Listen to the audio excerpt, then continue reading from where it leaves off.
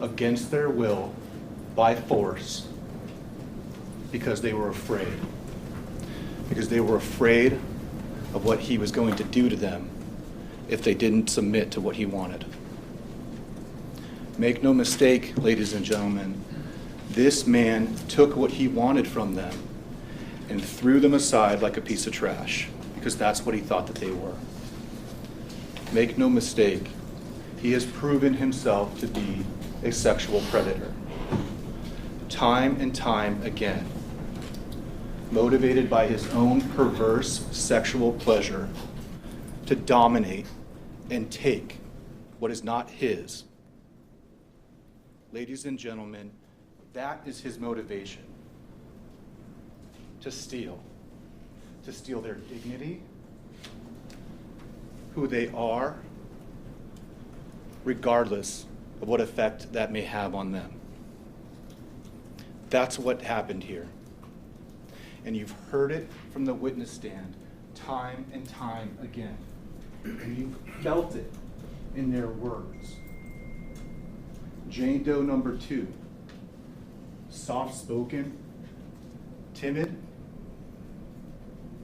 shuddering, afraid of being in the same room as her rapist, afraid to even look at him. Is that all an act? Is that a lie? Well, certainly not. Make no mistake, ladies and gentlemen, she had something taken from her by this man in court, and do not allow his status or his name to take away from that. Make no mistake, Jane Doe number 2 had something taken from her that cannot be given back, that cannot be made whole. And you saw that on display before you. Compelling, consistent testimony from a woman who's been left on the side of a road like the piece of trash that he thought that she was. Jane Doe number 4, a woman with a secret for many years, a secret that she didn't tell to anyone except her best friend, her boyfriend, while waking up screaming due to nightmares, and the man who would become her husband and the father of her children. Was she lying to you as she sat there, feeling the pain and trauma that she experienced as a 17-year-old girl? Was she lying to you when she sat there and had to recount every possibly minute detail that she was asked about from now 16 years ago, in a difficult, traumatic, devastating event in her life?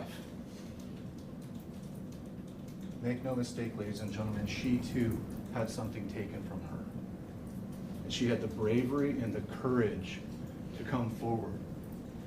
Not for any self-interest, not because she was going to get something out of this, most certainly not. She had to go through hell being here. But because she wanted the truth to come out. She wanted the truth to come out because this impacted her so deeply that she wanted her own daughters to know that they can stand up to a name, a man with status, a man who was strong and rich and successful and had repeatedly taken things that weren't his. Jane Doe number 1,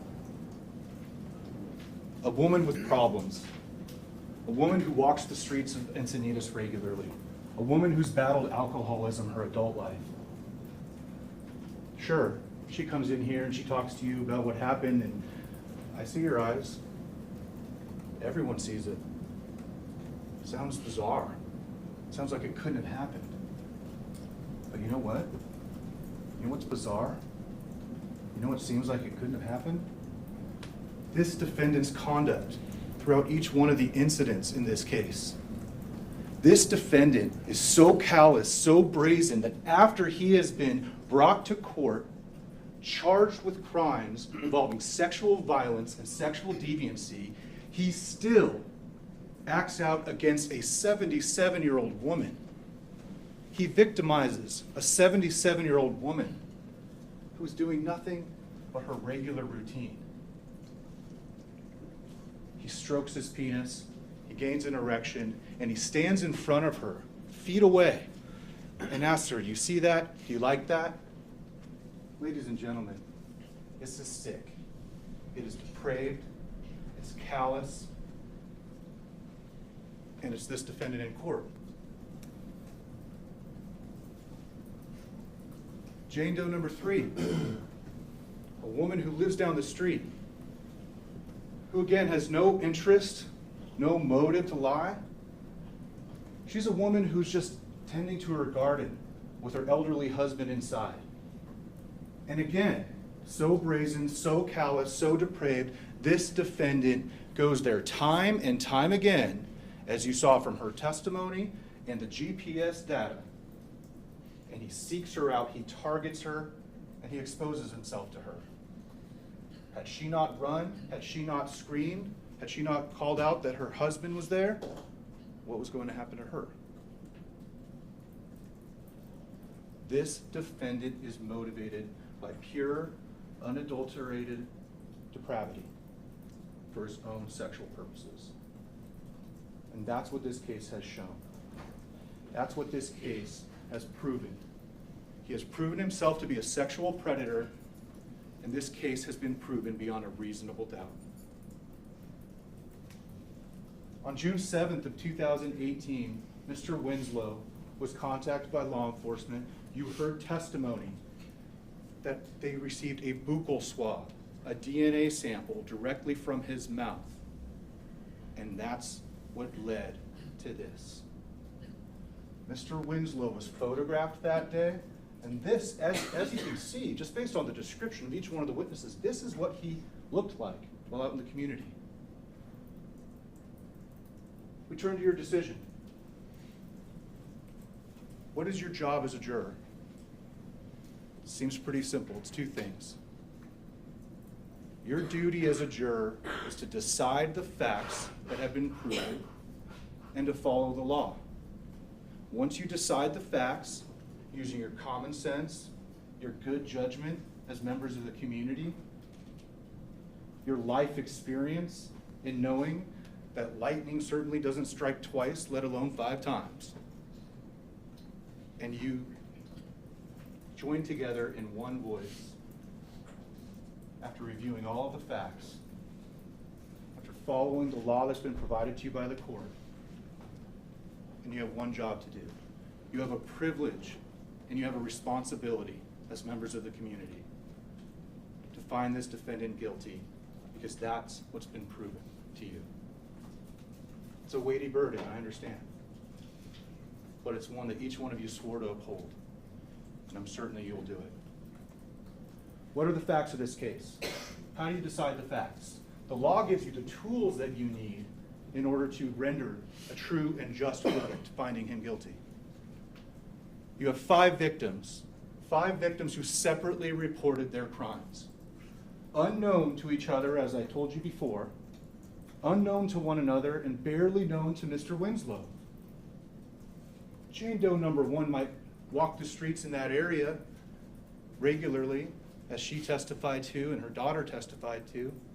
She might pass by Lake Drive. She has no idea who this guy is, as she said. He gave her a false name, Dominique or Deshaun or Michael, something to that effect. She thought maybe he was a black gangster from Oceanside, for all she knew. She had no idea that he was some professional football player who lived in Encinitas. 5 victims testified to what the defendant did, separately, never spoken to one another, and yet there are commonalities in what the defendant did to each of them. 5 victims corroborate each other. It shows, according to the law, that this defendant had this sexual predisposition to commit crime. Ladies and gentlemen, the fact that there's not 1 and not 2, but 3 rape victims the fact that the defendant committed crimes against Jane Doe 3 and Jane Doe 5, all of that information is cross-admissible for you to consider the truth of all of the charges here. All the facts are intertwined. And that's why you, sitting as a jury, get to hear all of that information so that you can look at everything and decide what's been proven. There has been no evidence of consent by any one of these victims. I'm going to talk to you about the elements of each crime and where consent comes into play. It comes into play in the forcible sex crimes and kidnapping. That's it. Consent is not an element of rape of an unconscious person, or indecent exposure, or lewd acts, or elder abuse, or elder battery. Okay? We're going to talk about consent because that's all they've got. That's what they're going to argue to you. You've heard no evidence whatsoever to suggest that any one of these women consented to what Mr. Winslow did to her. And that's what they're going to try to get you to buy. Make no mistake, high-priced lawyers, successful attorneys, experienced advocates will do what they can to try to persuade you to their position. But ladies and gentlemen, there is no evidence to support them. No motive to lie by any victim. I said Jane Doe 4 went through hell coming here and having to testify and relive what happened to her. Am I wrong about that? Did Jane Doe 2, as she sat there trembling in that witness stand, did she look to you like she was somehow going to get something out of this? No. All of these women have had their lives disrupted, put under a microscope, not just in front of you, but in front of all this. Their faces may not be shown, but their voices are heard. You think they wanted that? You think they sought that out? You think Jane Doe 1 was banging down the door of the sheriff's department or the DA's office when we were bringing her in months later to talk to her about what had happened to her? You think she was thrilled to learn about what was going to happen over the court's process? Jane Doe 2, that woman, meek, quiet, not very many friends, not a husband to lean on like Jane Doe 5, not a support structure like Jane Doe 4, and a family. All alone in this world. She gets brought in here because of what he did to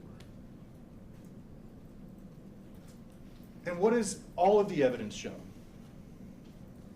That Mr. Winslow is predisposed. He has an inclination to commit sex crimes.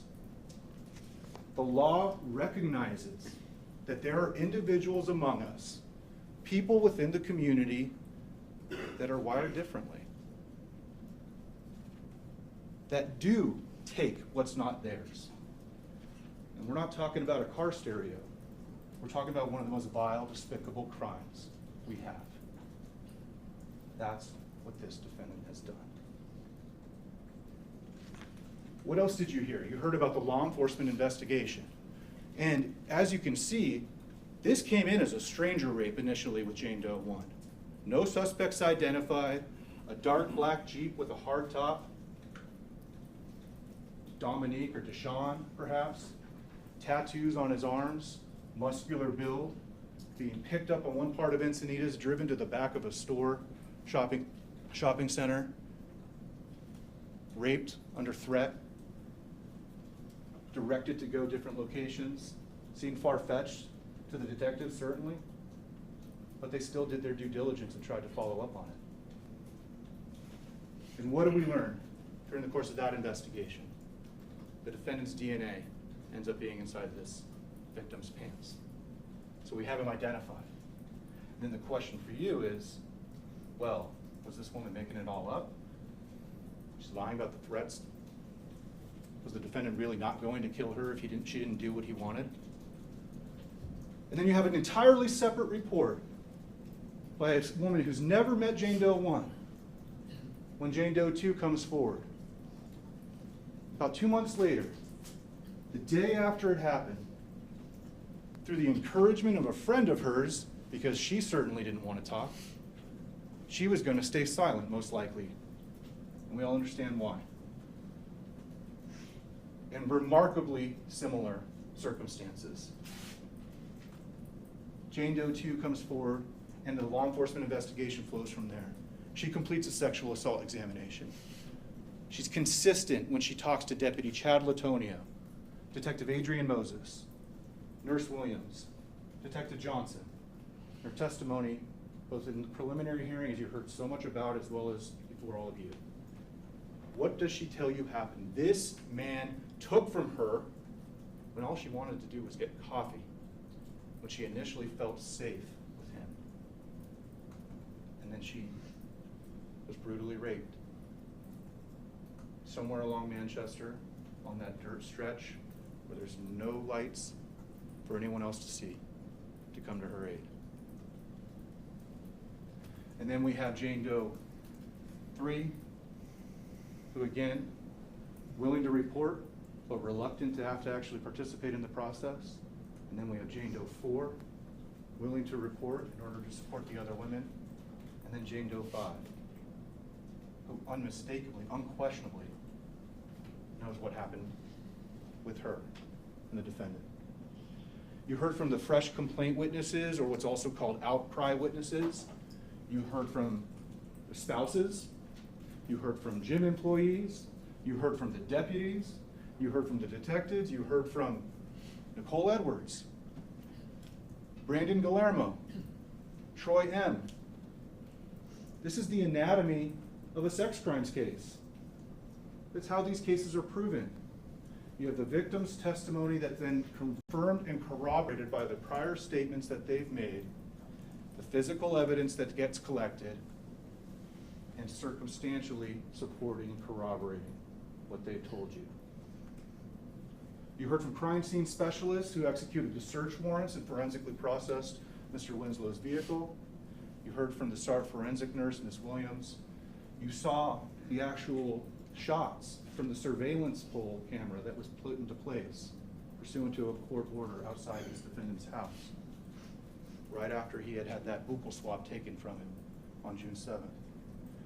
You heard from the RCFL forensic examiner who came in and testified to the download of his laptop. You heard from the crime analyst who testified to the download of his phone.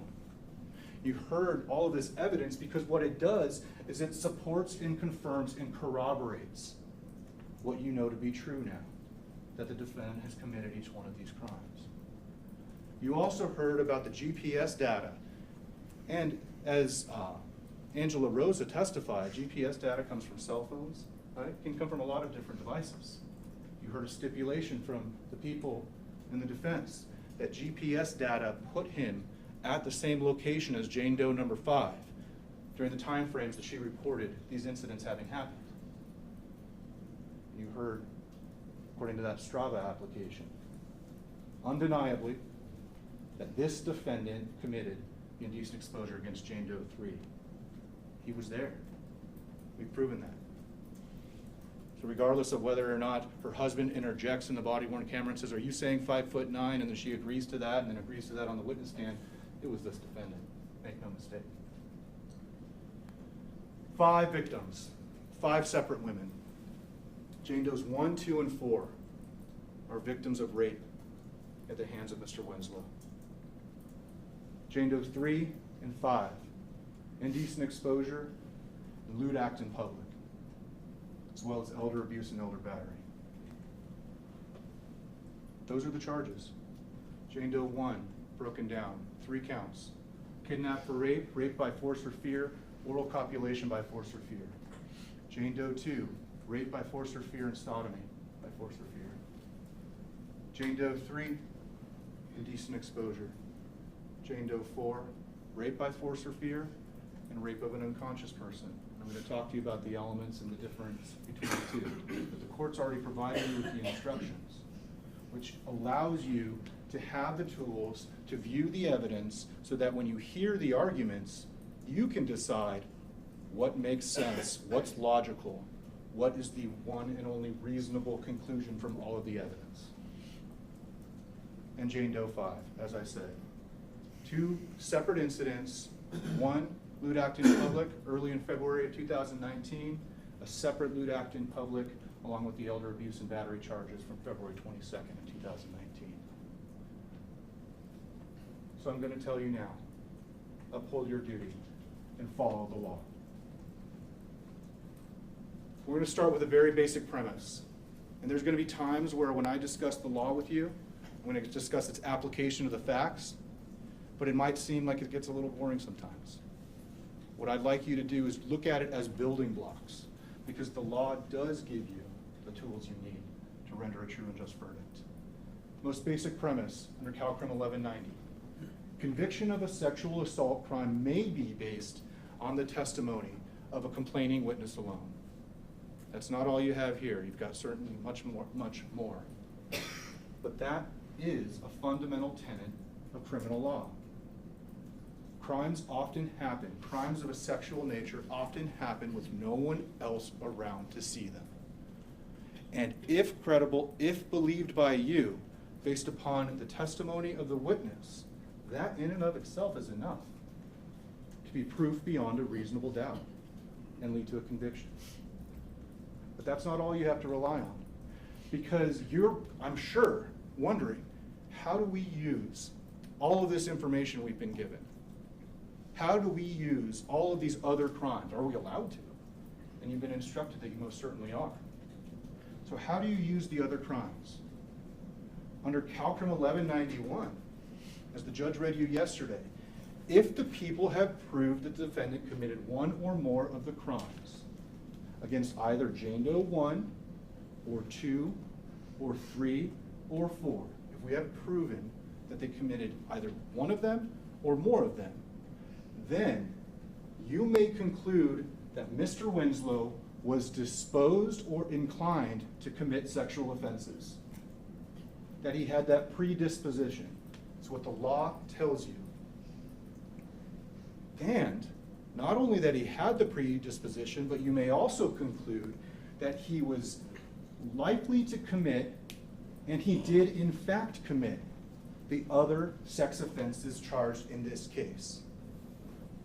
If you set aside Jane Doe 1 entirely and only focus on what Jane Doe 2 told you, and you believe that she is credible and consistent, and you felt that emotion, that pain, that trauma that she felt when she testified, and that's now been proven to you, you can then use the fact that Mr. Winslow committed the rape and sodomy by force or fear of Jane Doe 2 to then help you prove beyond a reasonable doubt and decide that he committed the rape and oral copulation and kidnapping of Jane Doe 1.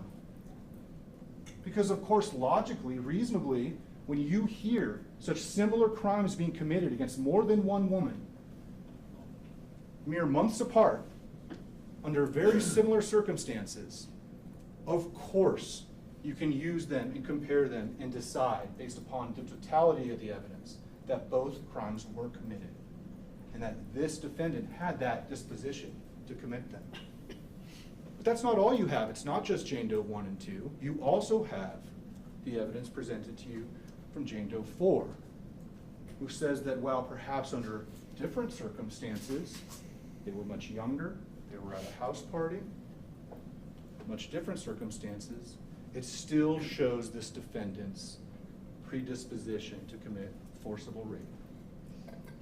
Because that's what he did with Jane Doe 4 when she protested, crying out, "No, no, no, stop, stop," as he continued to thrust himself inside of her. And even after she pushed against his hips, he turned her around, flipped her onto her back, and continued to rape her. How similar is that to what he did to Jane Doe 2? As he raped her from behind as she stood halfway in and halfway out of that vehicle. And then as she screamed from the pain of him sodomizing her, he grabs her by the throat, suffocates her, chokes her, and turns her around, facing her, saying, "If you scream, I'll kill you." And then he continues to forcibly rape her.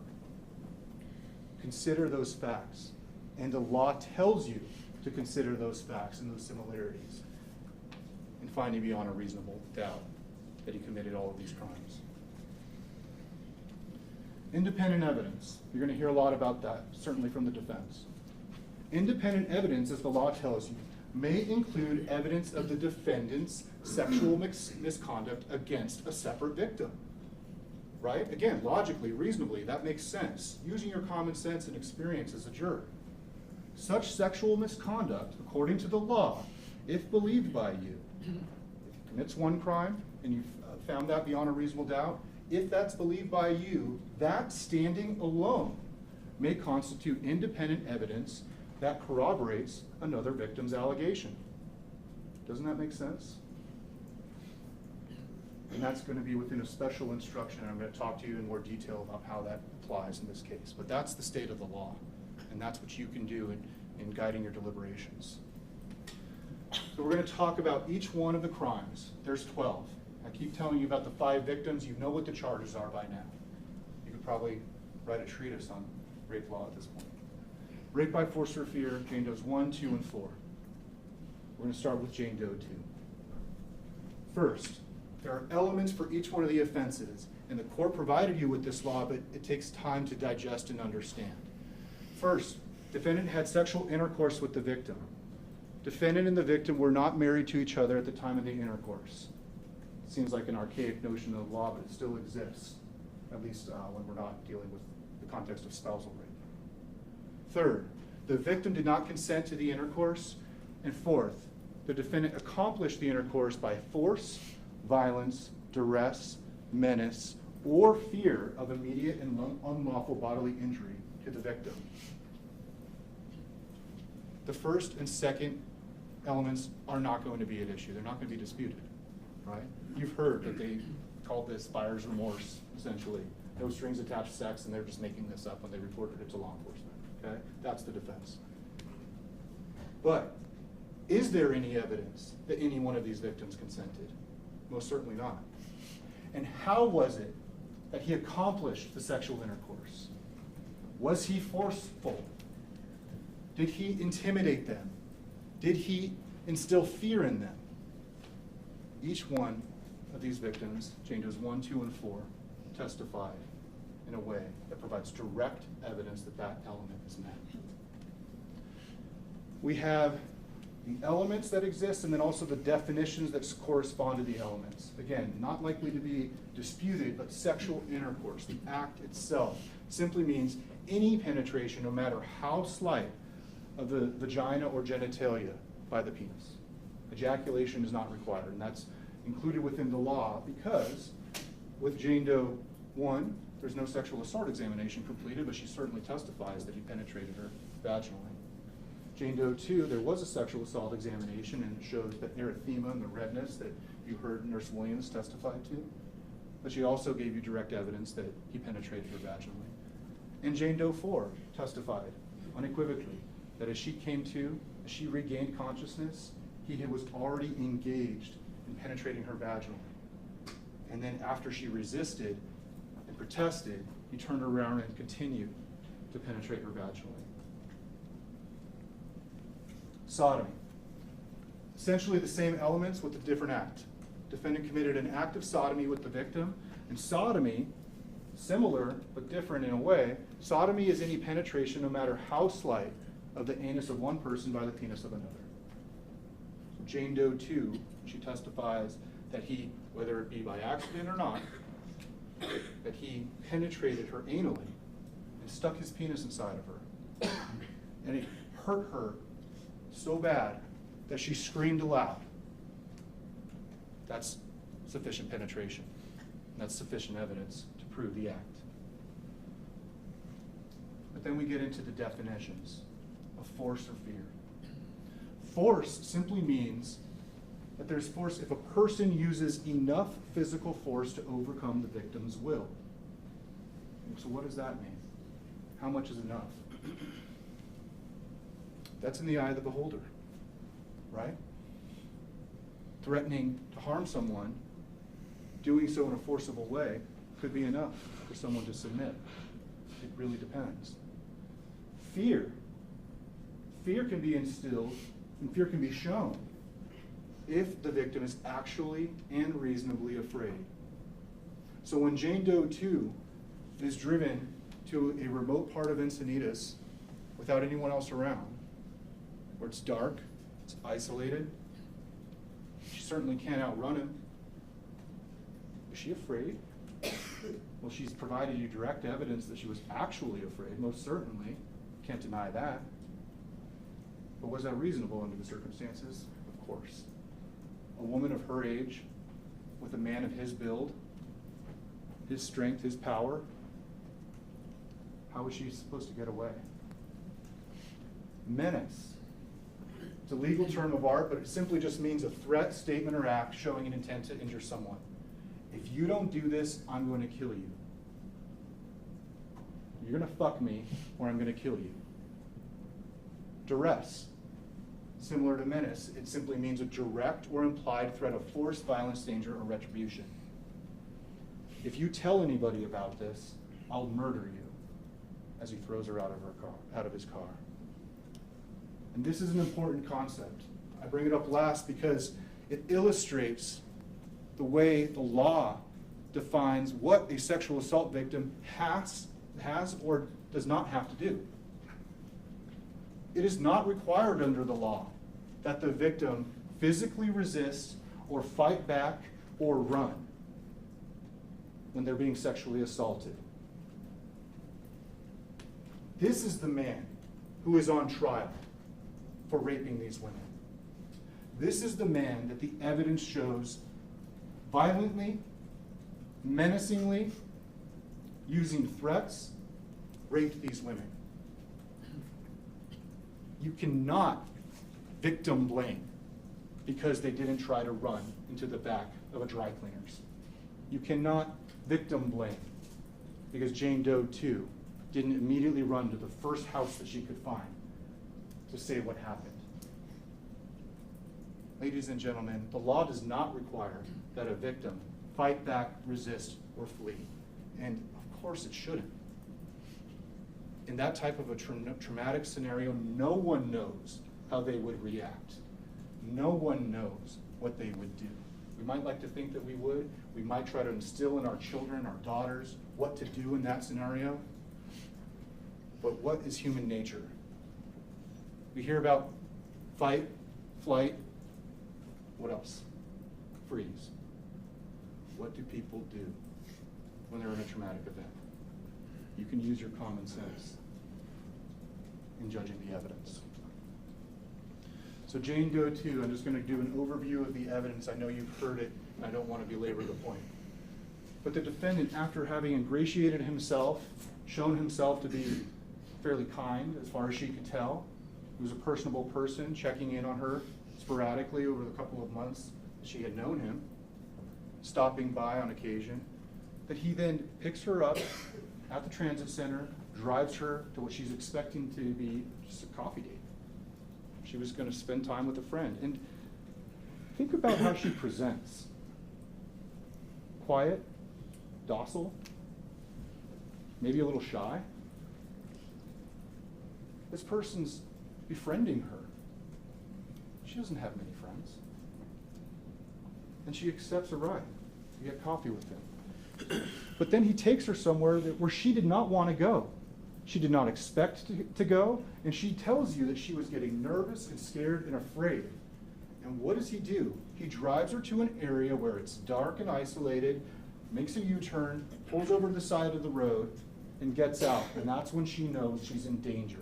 That's when she knows, she believes then, that he was going to kill her. And what happens? She locks the door.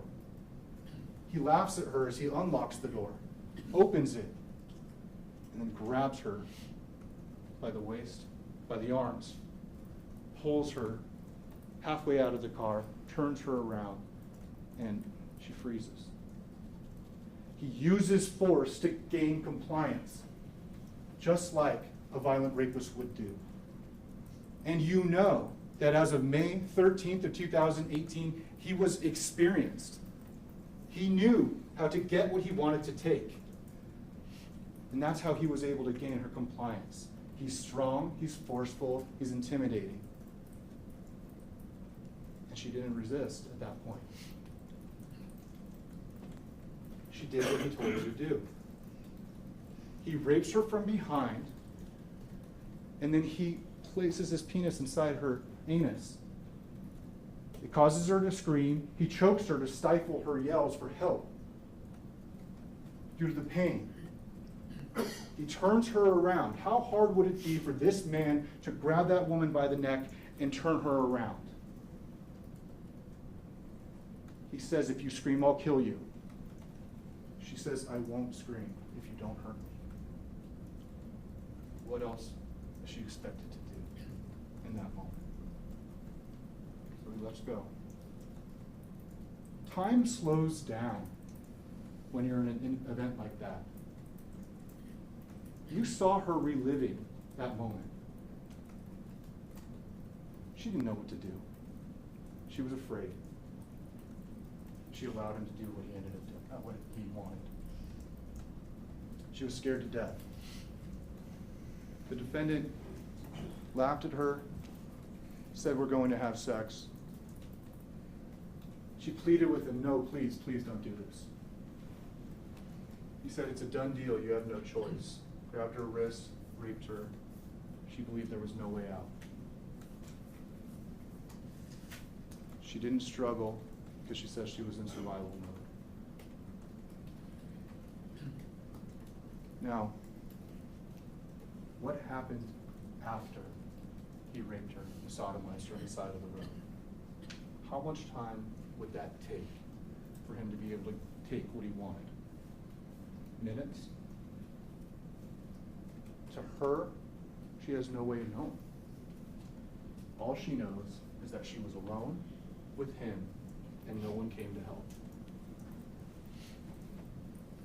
He ejaculated into the dirt, as far as she knew.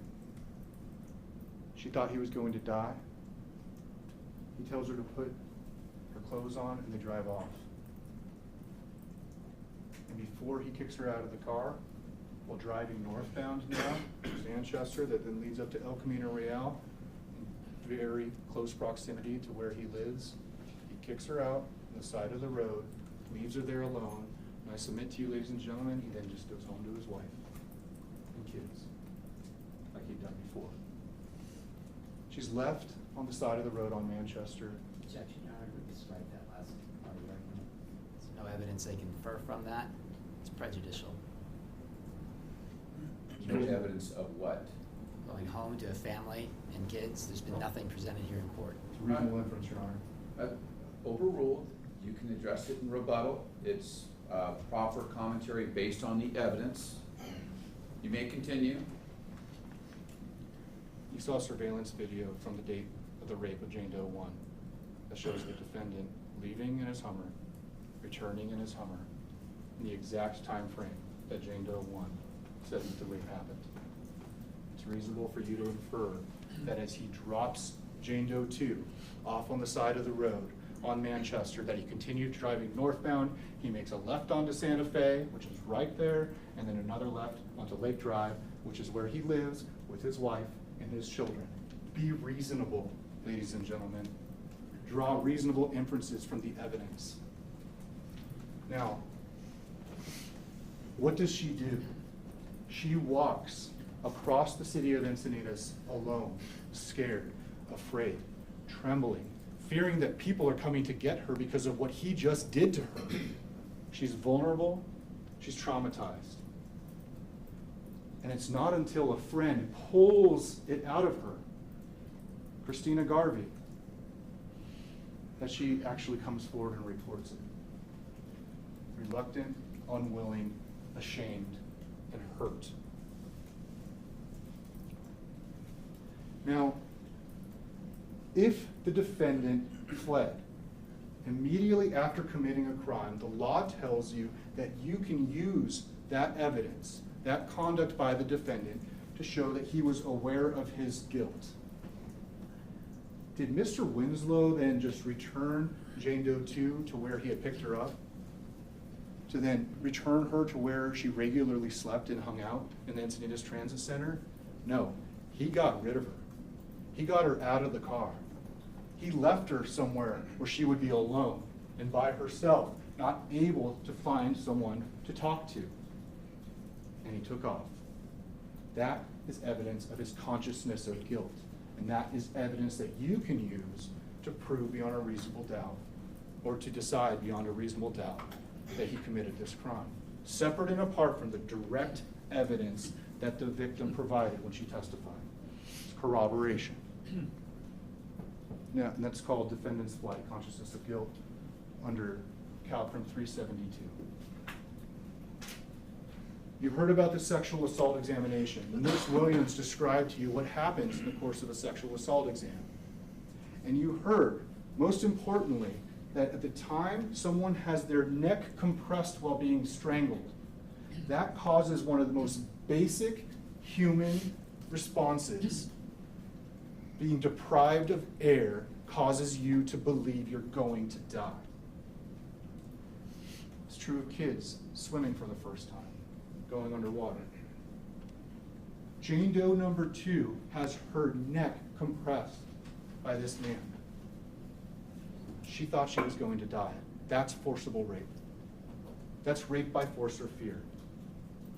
You also heard from Nurse Williams the uncontested testimony. There's no evidence that has been presented to dispute this fact, that in over 50% of strangulation cases, there is no evidence forensically, photographically, to show injury externally.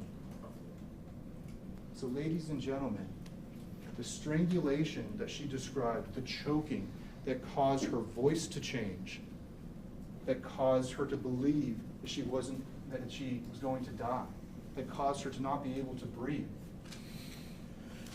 The fact that there was no photographic evidence along the neck does not mean it didn't happen. It simply means that it just wasn't there, just like it's not there in over half of the cases of strangulation that Nurse Williams says the literature describes. The SART examination itself, the redness and the erythema, and I know it's an uncomfortable thing to have to look at, but ladies and gentlemen, what does that show? What did Nurse Williams tell you? That when it is located in that area, that's consistent with a penetrative act, right? It's not diffuse, as much as Mr. Carlos attempts on cross-examination to suggest. There is implication and innuendo. It's not because she lives on the streets.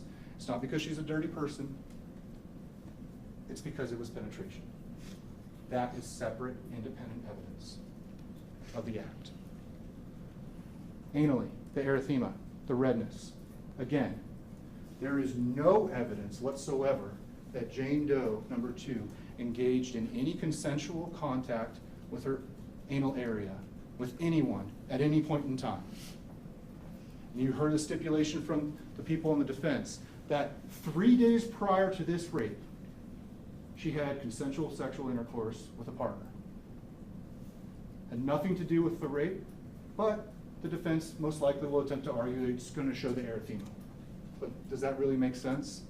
The redness, the erythema, was most likely, more likely, attributed to the penetrative act with Mr. Winslow during the rape than one that would have happened 3 days prior. And there is no evidence to suggest that any consensual contact with the anal area occurred. So again, consistent, corroborative, forensic facts that show that Mr. Winslow penetrated her anally.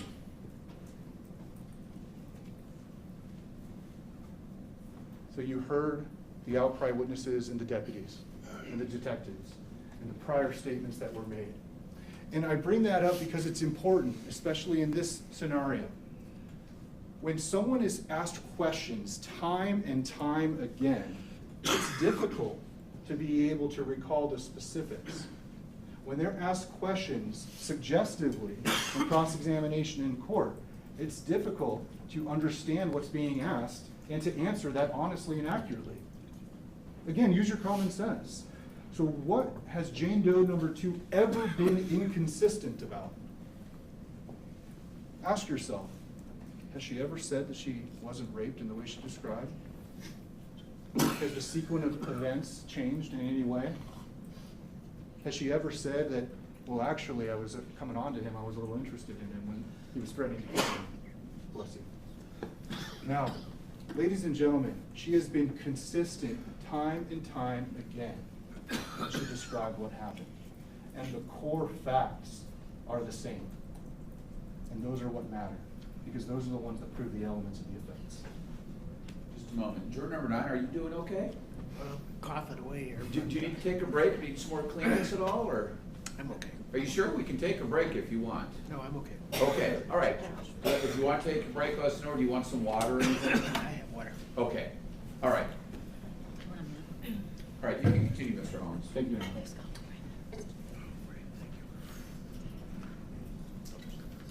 Just allow them to take care of each other for a moment. All right. Are we passing around cough drops or those? Mints, okay. All right. And if anyone ever needs to take a break, just please raise your hand and let us know, okay? All right, whenever you're ready, Mr. Holmes. Thank you. Thank you, ladies and gentlemen. As an aside, there have been a couple moments of levity in the course of this case, right? We're human beings. We're in a sterile environment. It's a difficult place to be. It can be a stressful place to be. And you're not even sitting in this chair. But it's hard, right? And you saw that. And we talked a lot during voir dire about what do we expect from a sex crimes victim? What do we expect to see? And I think we all agreed, and the reason why you're here and you can be fair and impartial is because you never know. Everyone reacts differently. You can be stoic and stone-faced like Jane Doe 1. You could be tearful and emotional like Jane Doe 4. You can be quiet and timid like Jane Doe 2. Or you can be feisty and mad like Jane Doe 5 or Jane Doe 3. Right? You never know. But what does that show you? It rings true. It's the truth. They all may react differently, but they all reacted honestly, based on who they are, from their own life experience, their own background, and their own experience of what he did to them. And while we might have moments of levity where we laugh because their investigator tries to run a red light, all that we have to do here now is treat it with the seriousness and attention that this case deserves. And you've all sworn to do that, and I'm certain that you will. On May 14th, the day that this was reported, the day that that SART nurse administered that SART exam and took down all of those prior consistent statements from Jane Doe number 2, there was a break in the case. She identified her rapist in a 6-pack lineup. And that makes sense, doesn't it? The eyewitness identification instruction tells you that a person who identifies another, the factors that you're allowed to consider are how many times does that person have an opportunity to see the person? What duration? How long? Jane Doe 2 was able to identify the defendant in a stranger rape case because she had seen him on prior occasions. Jane Doe 1 was not able to identify him in a 6-pack lineup because she had only seen him this one and only time in this traumatic, threatening event. Doesn't that make sense? Doesn't that also ring true? And at that point, the police then learned that Mr. Winslow was now a suspect in 2 separate forcible stranger rapes. And they began to build the case. So let's talk about consent. When we're talking about the elements of the offense, one of the elements that I have to prove is that this was non-consensual. How do I do that?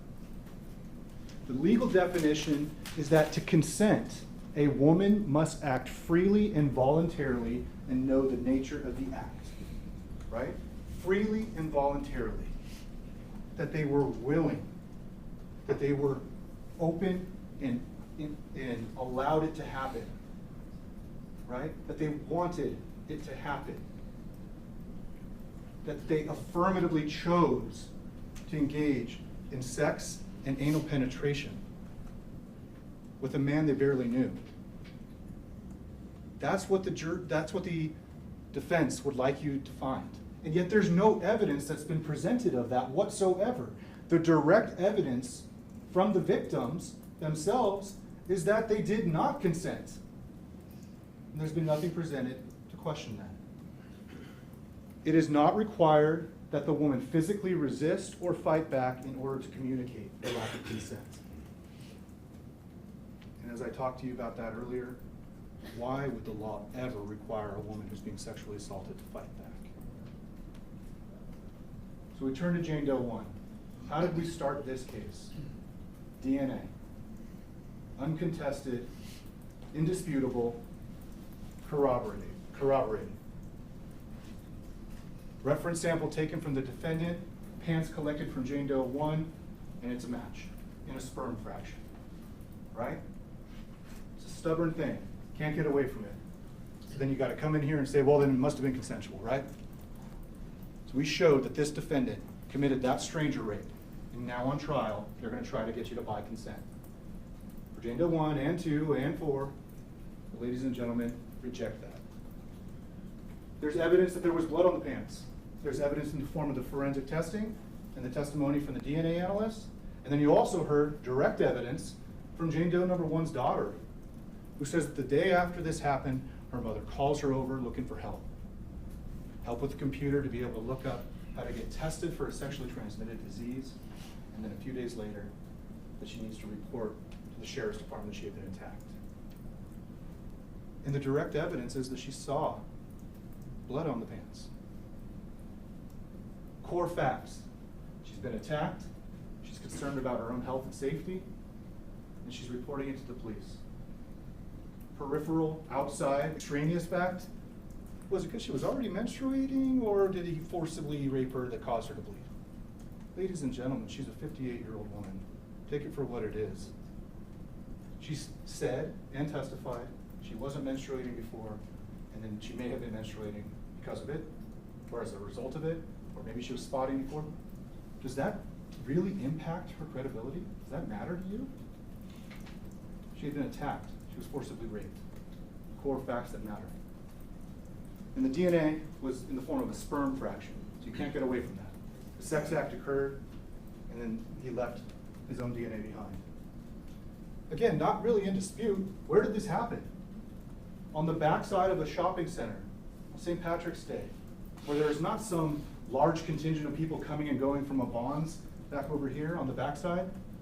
Ladies and gentlemen, don't be confused by the obfuscation and the innuendo. You've seen the photographs. Anyone can get over that fence. But again, peripheral facts, extraneous. What does that matter? We know that it was him. We know that the sex act occurred. We know where it occurred. So why is she being cross-examined at length about whether it was a Jeep or if she saw a Jeep emblem? We have surveillance video from his own surveillance system that shows him leaving in his black H2 Hummer. Ladies and gentlemen, that's where it happened. Where else could it have happened? And coming back afterwards at 4:52 p.m.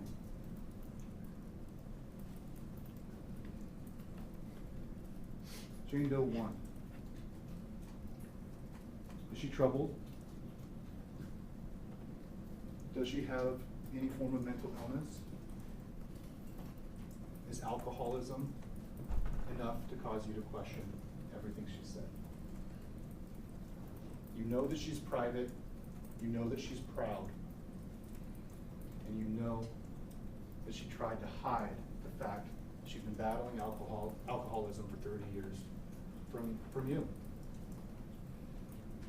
As her daughter said, she lied about her alcoholism. It's for you to judge whether or not that matters to you when she's describing to you what he did, when he threatened to kill her and forced her to drive to that backside of the shopping center where he raped her. Ladies and gentlemen, when we talk about how a person reacts to that type of a crime, we talked about in jury selection, the shame, the blaming yourself. So someone who is private and has to be out here subject to public ridicule to testify about what happened to her, that's going to be hard. Someone who initially got into a car willingly with a stranger and then was raped afterwards is going to blame herself. When she sat before you, when you saw her How many of you looked over at the defendant and thought, why? Did any of you think that that was a target of no strings attached sex from this defendant? Most certainly not. Is that reasonable? No. This wasn't about traditional sexual pleasure, an affair on the side with a woman he met on the street. This was vile, perverted, despicable sexual domination. That's what he does. That's why he targeted Jane Doe 1. That's why he brought Jane Doe 2 into this false sense of security and then took advantage of it. That's what he does. So we go to March 17th. She was hitchhiking with Santa Fe Drive. Yes, she's wrong with some of her facts. She thought it was a Jeep with a hard top. She described him as being half black, half Caucasian. If she had any idea that he was a football player or had money, wouldn't she come out and say, it was the football player who had money? No. She says that he was half black, half white, curly hair, muscular tattoos on his arms. Drove past San Diego High School and his attitude changed. He says, I'm going to fuck you, and if you say anything, I'm going to kill you. Again, consistent with what Jane Doe 2 says. Pull over right here, don't take me in there. She begins to beg. At that moment, that's an important fact for you because it meets one of the elements that's required for you to find in the kidnapping. As soon as she communicates to him, pull over right here, let me out, don't take me in there. That is now a kidnapping. It is against her will. She does not have to fight, resist, or flee. The moment that she has now said, let me out right there, and he doesn't let her out, and he takes her to another place, that's a kidnapping. And when that other place is to the backside of the shopping center, that substantially increases the risk of harm to her, separate from just a rape that might happen where he first picked her up. So he says, I'm going to fuck you repeatedly. If you don't do whatever I want you to, I'm going to kill you right here. You heard from her. She might sound panicked when she testifies. She might sound strained when she testifies. But that comes from the panic and the fear that she was feeling in the moment, and now she has to come out and talk about it. I don't care who's going to watch, I'm going to kill you. She was too afraid to scream for help, and she thought she was going to die. She doesn't know why she didn't run. She didn't know that was going to happen to her. She pleads with him. He says, I'll kill you. I'm going to fuck you right here. And he removes his spandex and exposes his penis. You heard from the testimony from the detectives and the crime scene specialist who collected all of the evidence at his residence during the search warrant on June 14th. He wears those clothes, right? We have corroboration that this defendant engaged in these acts. And he makes her perform oral sex. He pins her down on the front passenger seat and rapes her in the front seat of his car. She begins to bleed, and then he says, get out, get the fuck out. What else did you hear? You heard testimony that Jane Doe number 1 said the defendant told her, the man who raped her told her, I'm gonna fuck you in the ass, when they were outside. What do we have happen with Jane Doe 2? He actually penetrates her anal. Again, consistencies, interrelated evidence. Think about those things. And he drives off after he says, get the fuck out. And then she reports it a few days later. Now you heard from her daughter who described exactly how she responded, right? You have a witness who was the actual first outcry witness before she spoke to the police. And that makes sense, right? Her daughter, she's relying on her daughter to help her find a way to be able to get the help she needed. But because of the nature of their relationship, because of the type of person that she is, it didn't go any further than I was attacked. And I'm going to report it, don't worry about it. And then even so far as it wasn't me who was on the witness stand, right? All, again, consistent with what we know about her. Jane Doe number 1 was Kellen Winslow's perfect victim. The law applies equally to everyone. Jane Doe number 1 receives the same protections from a sexual predator like Kellen Winslow that Jane Doe number 2 does. And Jane Doe number 5 for that matter. It doesn't matter who. The person who put Jane Doe number 1 on that witness stand is Kellen Winslow, because he targeted her. He targeted her because she was older. Perhaps he thought she was homeless. Perhaps he thought nobody would believe her. That maybe he thought she won't even report it. But he chose her because she was who she was. He chose to rape a woman he met on the streets and a woman he knew to be homeless because he knew that he would be able to deny it. Now, rape as it relates to Jane Doe 1, we've already reviewed the elements. Again, it's sexual intercourse. The question is going to be consent. Secondarily, he's also charged, as it relates to Jane Doe 2, with an act of oral copulation by force or fear. Oral copulation is any contact separate from rape or sodomy, which requires the slightest penetration. It's any contact, no matter how slight, between the mouth of one person and the sexual organ or anus of another person. Penetration is not required, it's simply contact. But here, again, the act itself not likely to be disputed. So how do you use the other crimes that we've discussed now?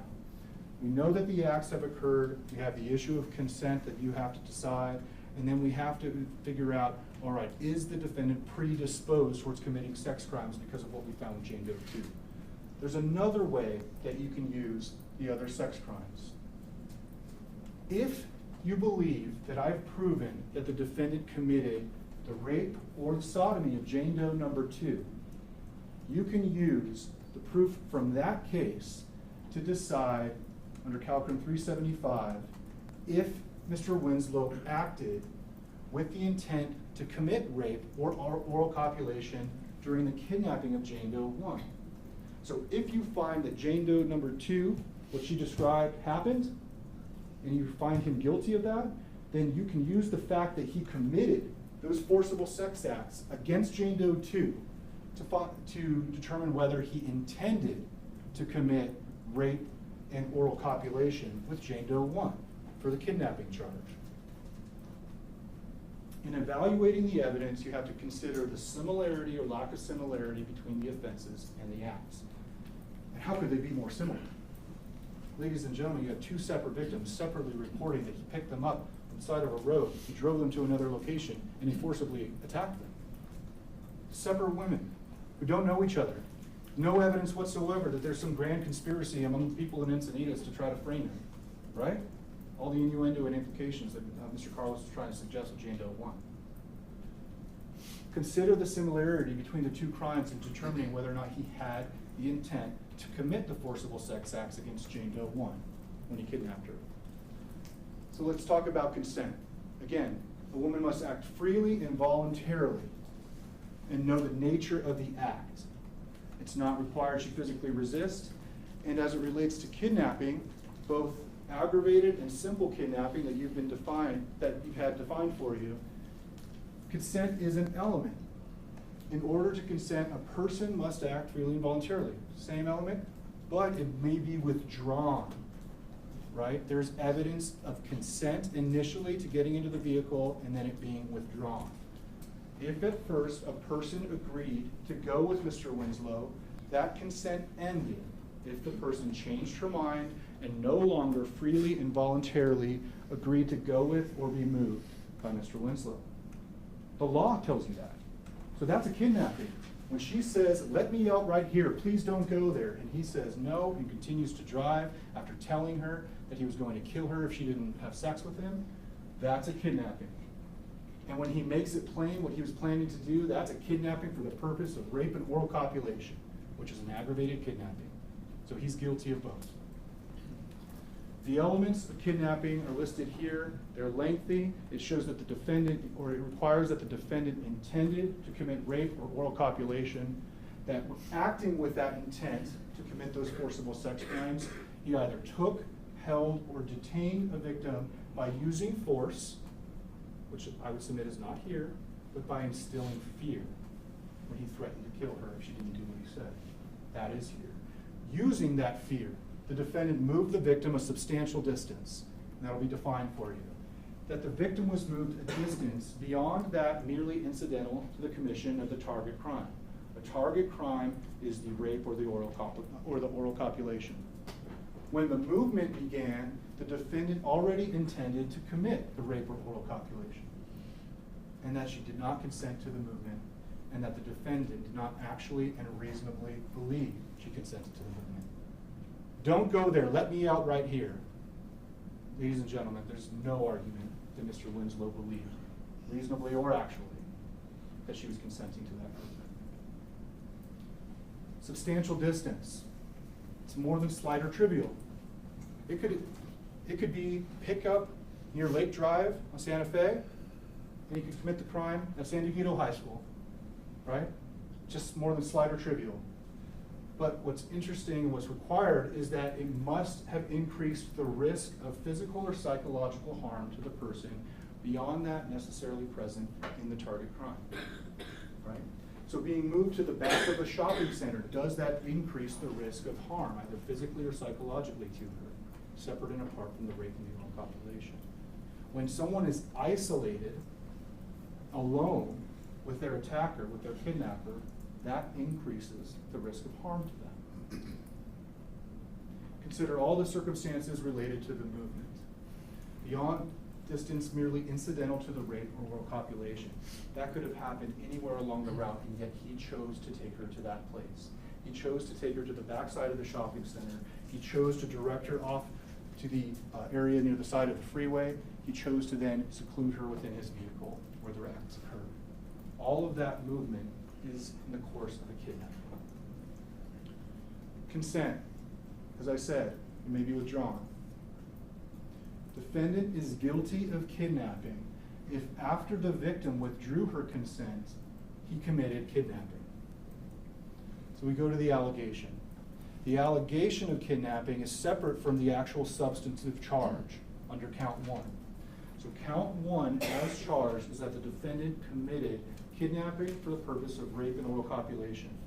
You also heard about a lesser included offense of count 1 called simple kidnapping, which basically means he didn't intend to commit rape or oral copulation. Okay? It has very similar elements.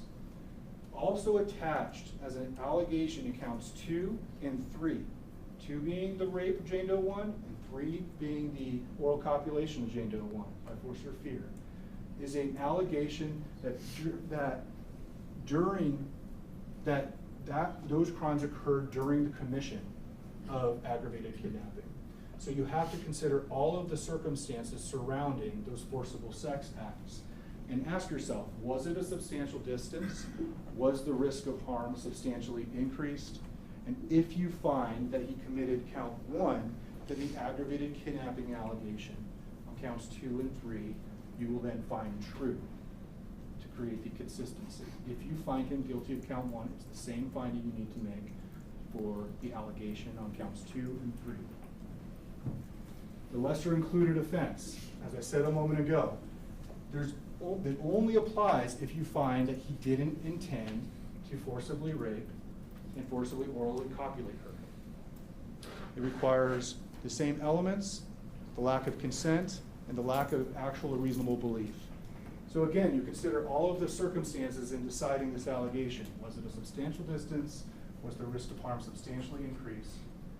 If you find that the defendant committed count 1, then both the aggravated kidnapping allegation on counts 2 and 3 is true, and the lesser included offense allegation of simple kidnapping, which is separately charged on counts 2 and 3, is also true. Okay? If you find him guilty of count 1, then both kidnapping allegations on 2 and 3 are true. If all of the lesser included offense elements are met, but the defendant lacked the intent to commit the target crime, so you found him, if you find him not guilty of count 1, but guilty of the lesser included offense of simple kidnapping, then the allegation on counts 2 and 3 of simple kidnapping is true. All right? Let's talk about the law now. In addition to the substantive elements of each offense, the law also tells you how you should consider the evidence. One of the instructions that's given to you is Calcrim 302, evaluating conflicting evidence. If you determine there is a conflict in the evidence, you must decide what evidence to believe. If Jane Doe number 1 on cross-examination began to contradict herself, you have to decide what you want to believe. If she ended up being led down a road where she started to backtrack from what she had previously said, you have to decide whether or not that's true, or she was simply confused, or mistaken, or just tired, as Mr. Carlos continued questioning her. What is important in your evaluation of the evidence is whether the testimony or any other evidence presented convinces you of the truth of what someone said.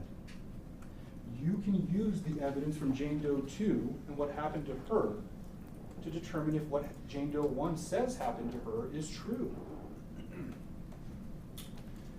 When the court gave you the instruction on witnesses, Calcrim 226, he told you, what was the witness's attitude about the case or about testifying as being one of the factors you can use to decide whether a witness is being honest and accurate, truthful, whether you find them to be credible. What was the attitude about the case? Everyone reacts differently. Everyone presents differently.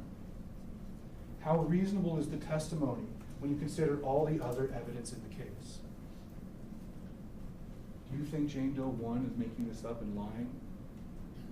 Especially when you consider the fact that Mr. Winslow committed these crimes against Jane Doe 2 and 4, 3 and 5? Did the witness admit to being untruthful? Yes. She did, about her alcoholism, about her arrest for public intoxication. She never lied, not once, about what the defendant did to her. So consider whether it's important or not. Did other evidence prove or disprove any fact about which the witness testified? Has there been any evidence presented that disproves what Jane Doe 1 says happened to her? Or Jane Doe 2 for that matter? The law also tells you, do not automatically reject testimony just because of inconsistencies or conflicts. The human brain is fallible. Memory can be fallible. But again, the core facts of what she testified to have remained the same, time and time again, regarding the attack and the forcible sex acts. You have to consider whether the differences are important or not, and people sometimes honestly forget things or make mistakes about what they remember, especially when they're being asked about testimony from last July or statements from last March. It's difficult to remember what was said.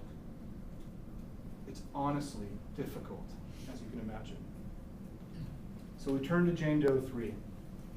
During the course of the investigation into the crimes against Jane Doe 1 and Jane Doe 2, they now have a suspect identified as of May 14th, 2018. The two separate investigations are now being coordinated to determine how they're going to approach the further investigation of this single suspect now. And what happens? What happens?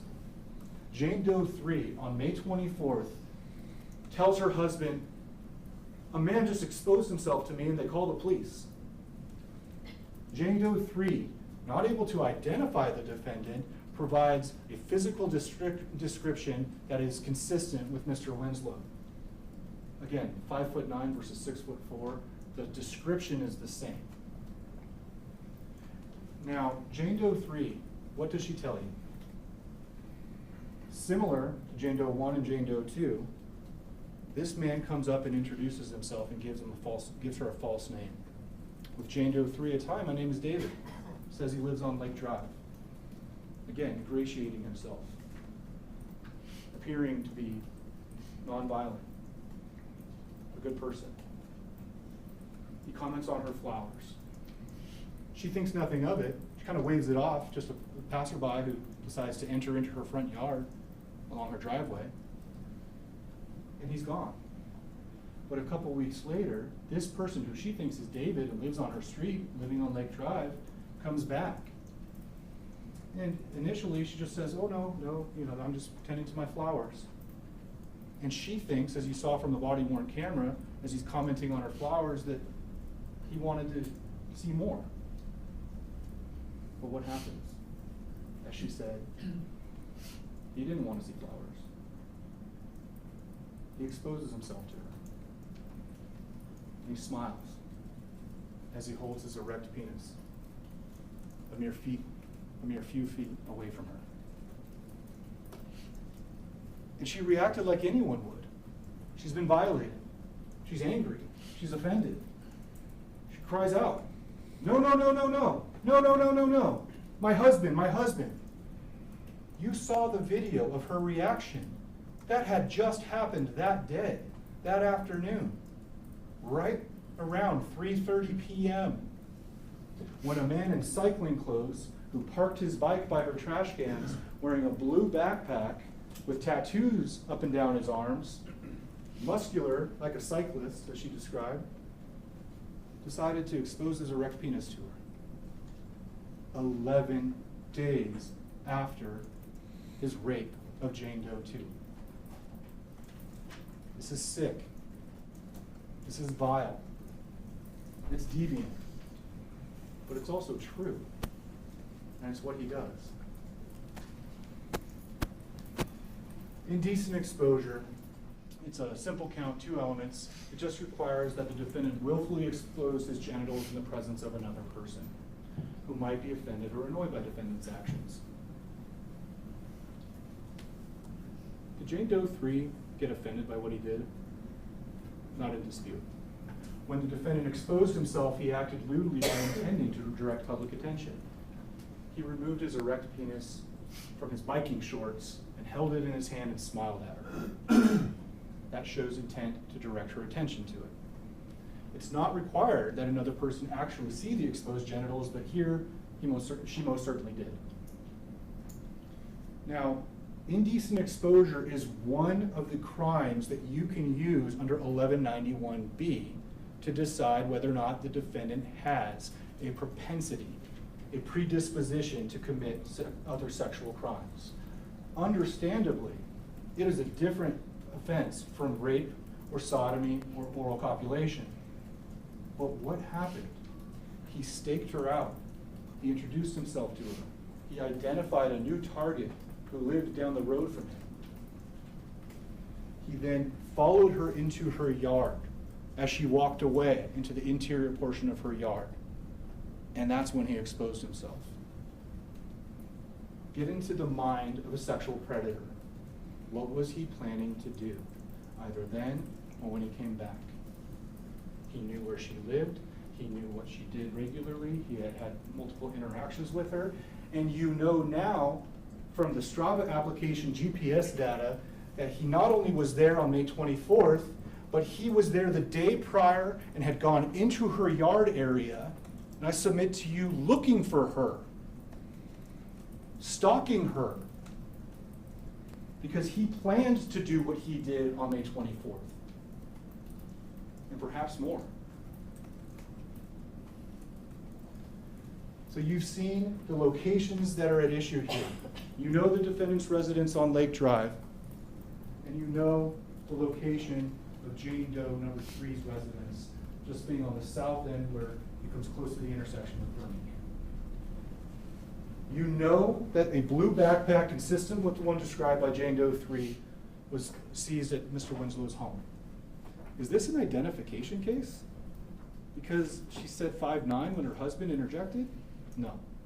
It's been conclusively, beyond a reasonable doubt, proven that this defendant committed this indecent exposure against Jane Doe 3. But we didn't stop there.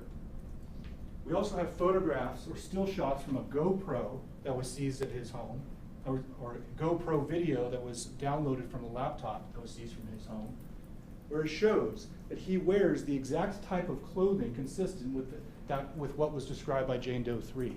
It also shows that he was wearing the branding for Strava, the application that put him there that day. and it shows that he's wearing the shoes and a backpack that's consistent. Now, Strava application.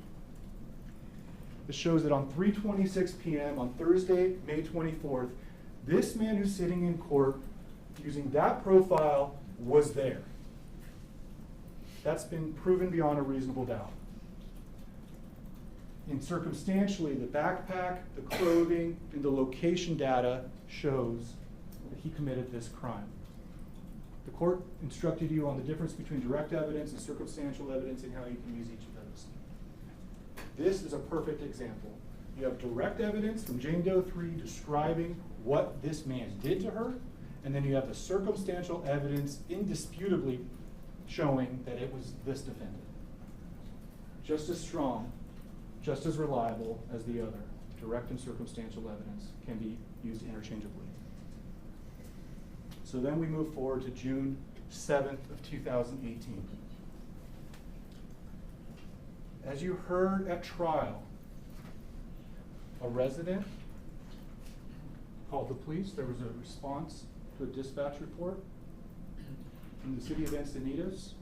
Deputy Sean Dwyer, the first witness who testified in this case, told you that he conducted a traffic stop of the defendant driving this vehicle, and this photograph had been provided to him by the resident.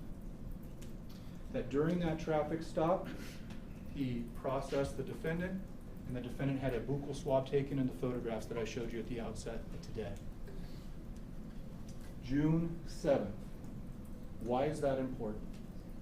The first contact that the defendant has had with police results in the DNA reference sample being taken from his inside cheek. What does that cause him to do? After his photographs are taken, Roman, gotta sell my car. What's up, bro? How have you been? Want to sell this Hummer. The same day that he's contacted by the police and his DNA is collected, he tries to get rid of the evidence. Essentially the crime scene where 2 rapes had occurred within months of this. The next day, on June 8th, the search warrant for the pole cam that was installed shows the very next day he gets the car detailed. Front seat, back seat, passenger side. We saw that they were actually spraying it down. On June 8th at 1:52 p.m., again, undeniable, indisputable, the day after his DNA gets collected by the police, he's trying to clean out his car. And yeah, they're going to stand up and argue, well, maybe he got his car detailed regularly. But ladies and gentlemen, think about the timing of that. Not only that, but on June 9th, he's taking the pictures of his car and sending them to Roman, his car broker. And then on June 11th, we show that Roman comes and buys it and takes off, right? And you can see that all happening within days of his DNA being collected. Why is that important? Why is it important that we then have a woman, Elizabeth Winters, who just lives in the San Carlos area of San Diego, say, all of a sudden a car showed up. I'm a mom and I've got young kids and we live by an elementary school, but then a car just showed up that kind of stood out. It was just ditched there, left there on the public street. I didn't recognize it, but it showed up the day before. Police showed up to her house asking questions about it. The defendant was trying to get rid of evidence. And what does the law tell you about that? Under CalCrim 371, suppression of evidence can equal consciousness of guilt. And it's twofold. If the defendant tried to discourage someone from testifying against him, like he did with Jane Doe 1 and Jane Doe 2, he threatened to kill Jane Doe 2 if she told anybody. That conduct may show he was aware of his guilt. Again, that is separate and apart from the testimony of the witnesses themselves, and it shows his consciousness of guilt. It corroborates that he is guilty of these crimes. If he tried to hide evidence through the detail job and the selling of the car and the ditching of the car on a public street, that conduct may show that he was aware of his guilt.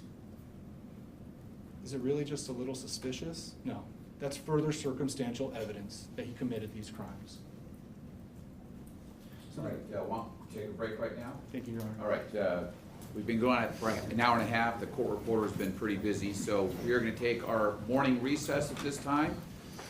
Please remember the admonition, don't discuss the case with anybody or form or express any opinion. We'll see you back here in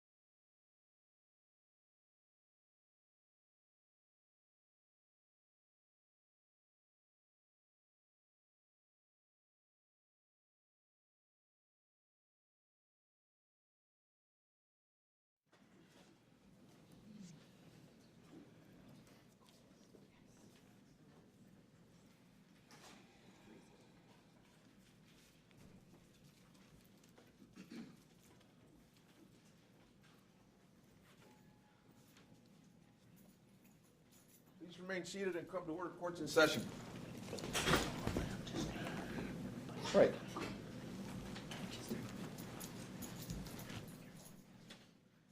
You guys need anything? You're all set? Okay.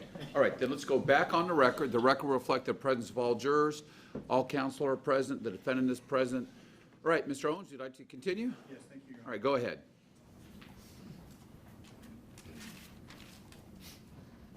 So here we are on June 14th. Think of what happened in the spring of 2018. Think of what the defendant had already done. Think of what law enforcement already knew. Think about the fact that he was now being brought to justice in a courtroom in San Diego, Vista, San Diego County, and he was going to have to face his accusers. But it didn't stop there, did it? The defendant continued to commit sexually deviant crimes. Think about that and what that means for the why he did what he did. Let's talk a little bit about June 14th of 2018, because on that day, as you heard, there was some highly publicized police action. There was a search warrant that took place at his residence, as you can see. That during the course of that search warrant, they seized numerous items that we talked about already.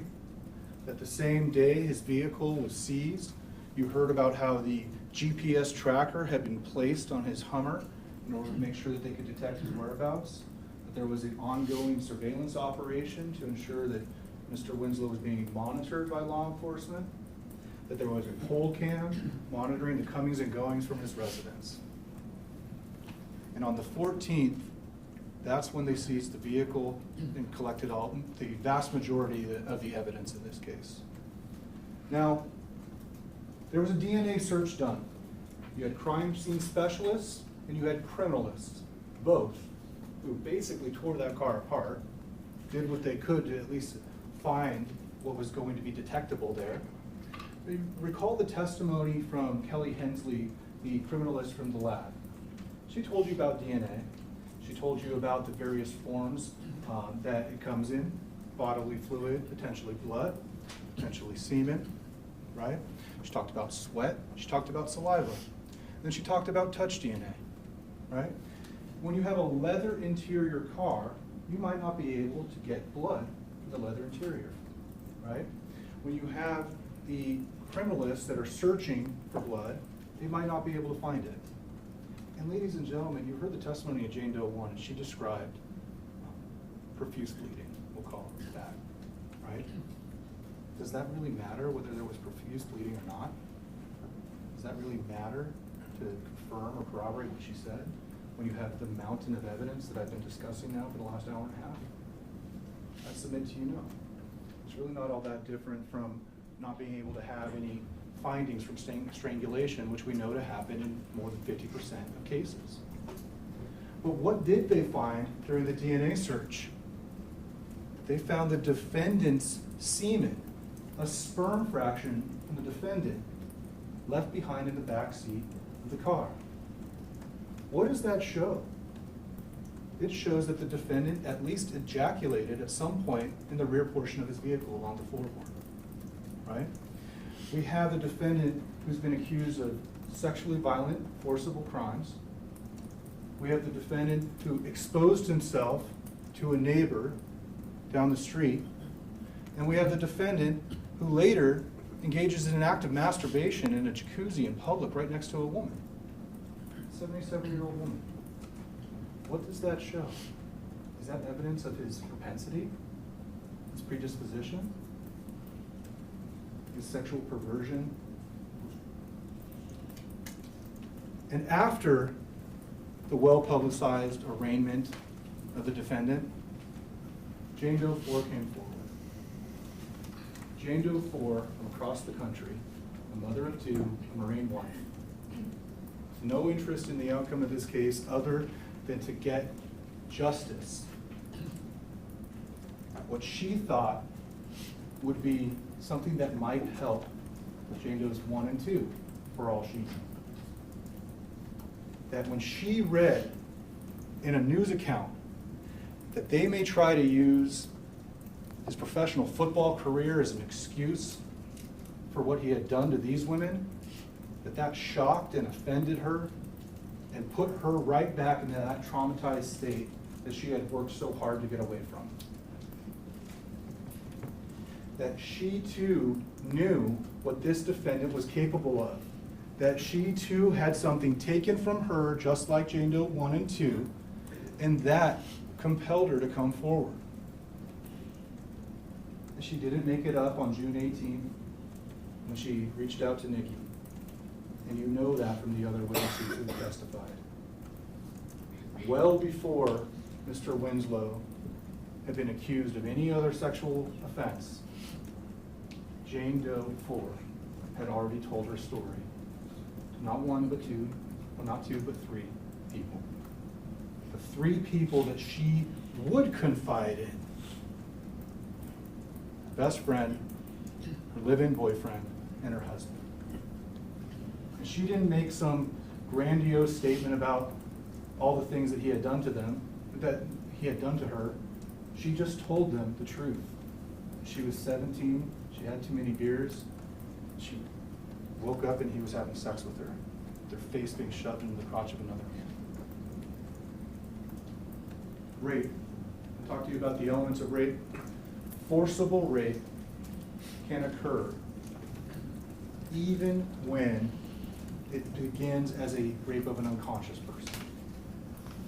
The rape can be done by force or fear even when it initially started as a rape of an unconscious person.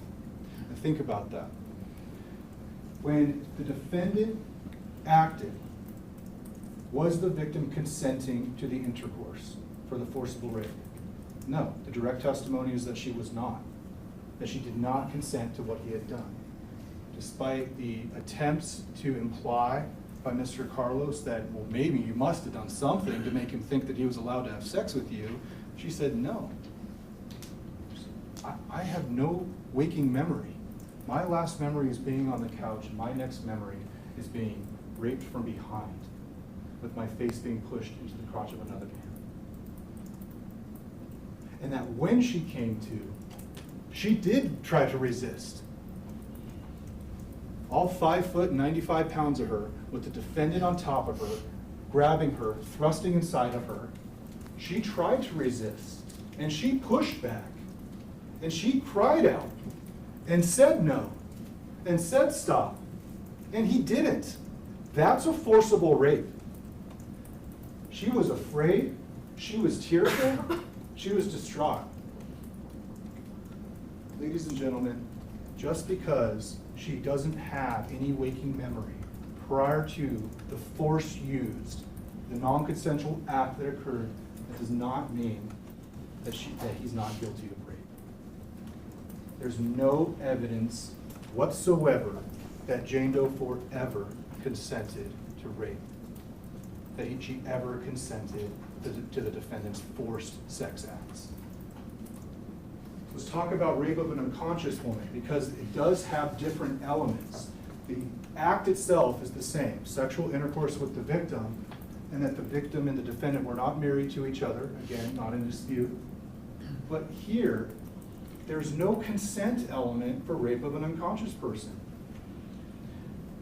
Consent is not an element of rape of an unconscious person.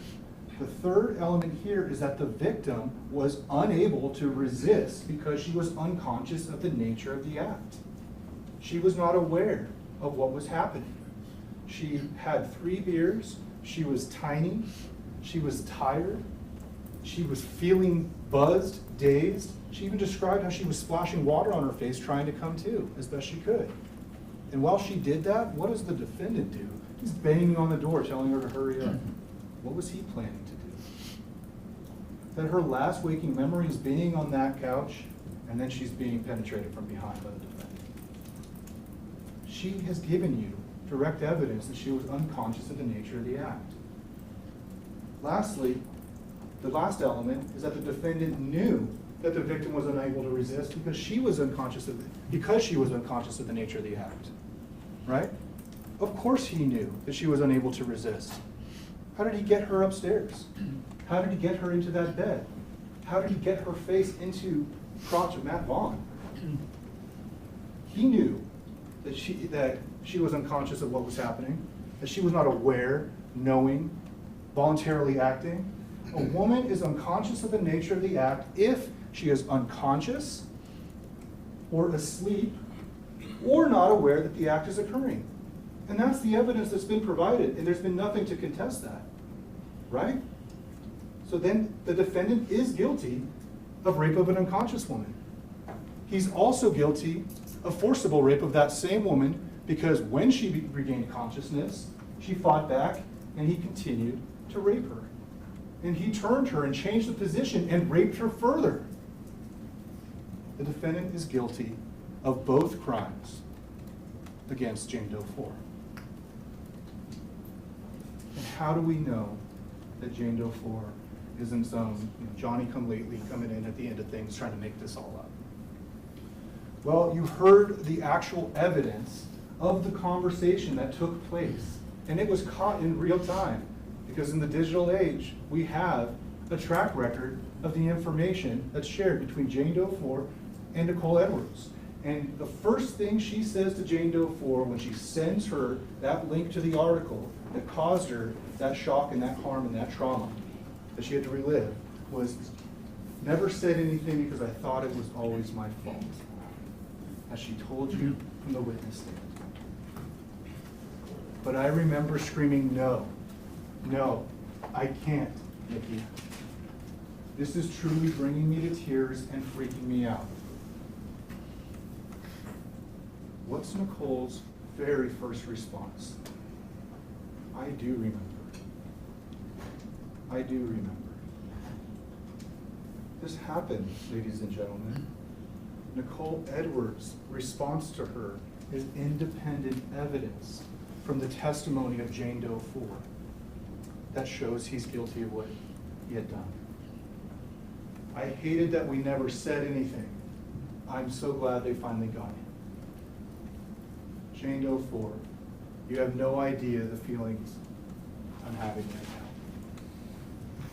Isn't that real? Isn't that true? Isn't that a genuine and honest response to seeing that a man who had raped you when you were a teenager in high school, when he rapes again, the feelings that Jane Doe 4 was having right then, the blame she may have felt because he did it again to another woman, that's real.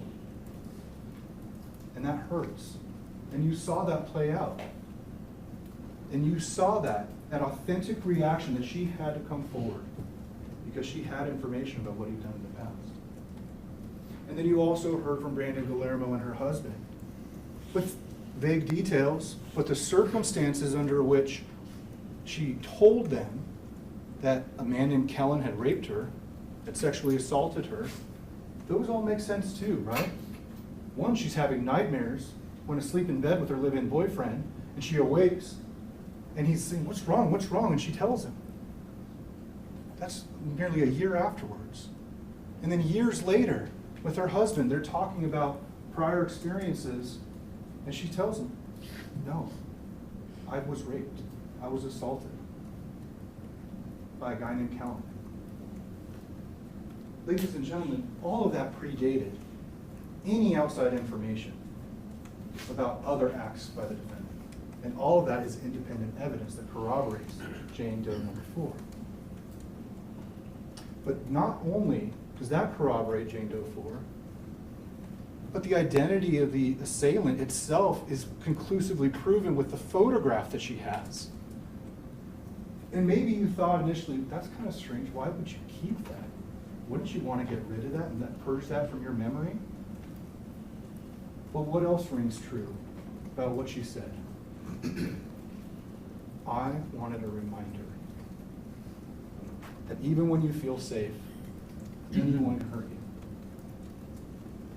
And it was because of my daughters that I wanted to be able to get justice for these other women, to teach them to speak up when you've been harmed. Now, I told you how other evidence is not required in a sex offense according to the law, right? The testimony of a complaining witness alone is enough. But you also have the other crimes evidence, the predisposition and the propensity.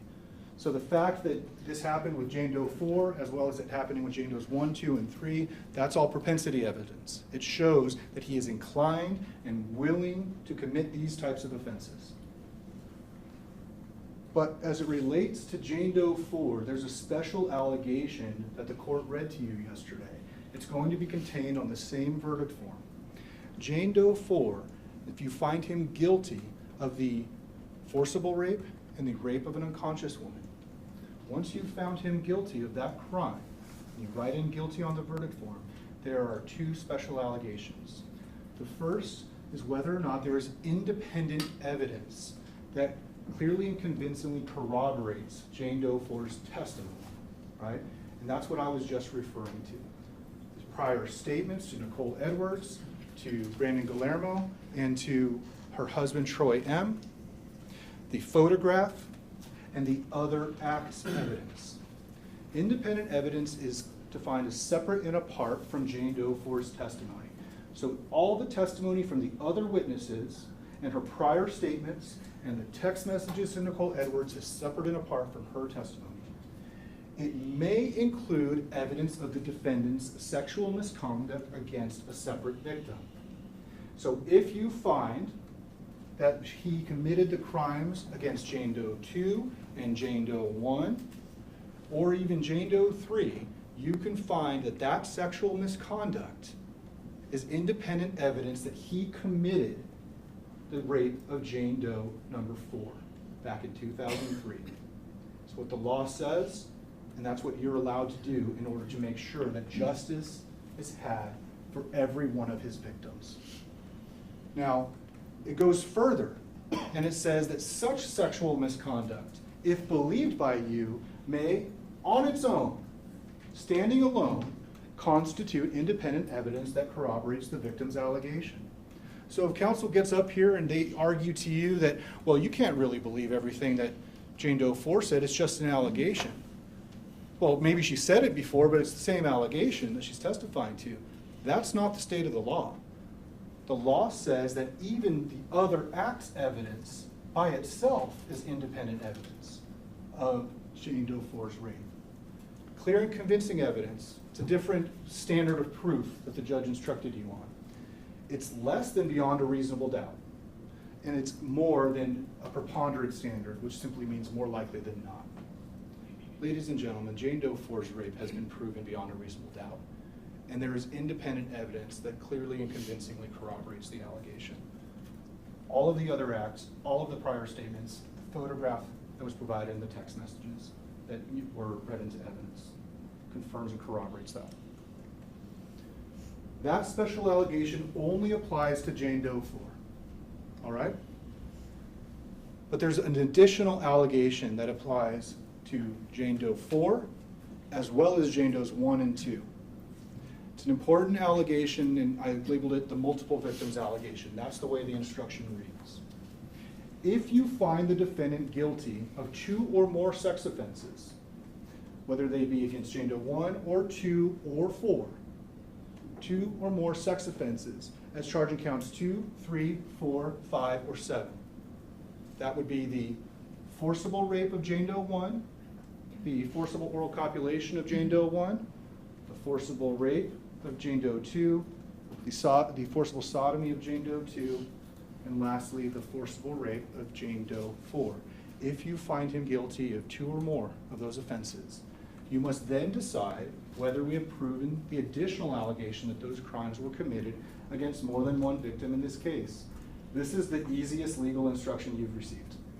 If you find beyond a reasonable doubt that he committed more than one forcible sex crime against more than one victim, then it's true. And you should fill it out accordingly. And then we turn to Jane Doe 5. Jane Doe 5 is a woman who, maybe we all have our favorites in terms of all these people that are coming to testify. But she's a woman that literally had no dog in this fight. She has no interest in the outcome of this case whatsoever. She's not motivated by anything other than coming to court and telling the truth. And what did she tell you time and time again? She didn't want to come forward. Her husband made her.